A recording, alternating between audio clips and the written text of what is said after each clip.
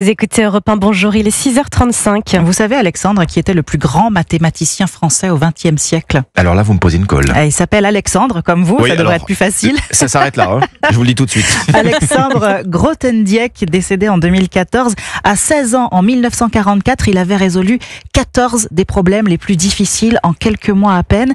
Un génie dont on est malheureusement très loin aujourd'hui. La France est désormais avant-dernière dans le classement international TIMSS, qui mesure le niveau des élèves en maths et en sciences tous les 4 ans. Comment l'expliquer?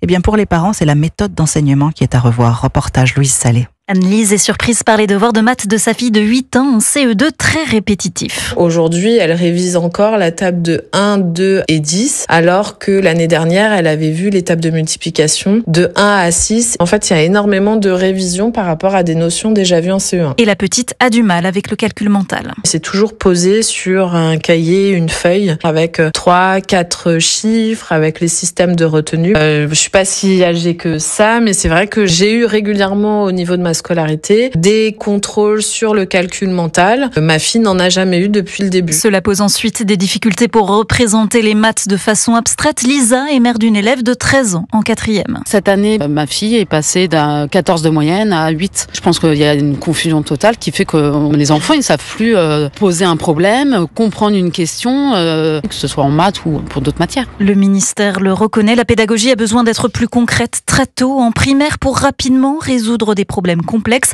C'est l'objectif du futur programme de maths. Louise Salé.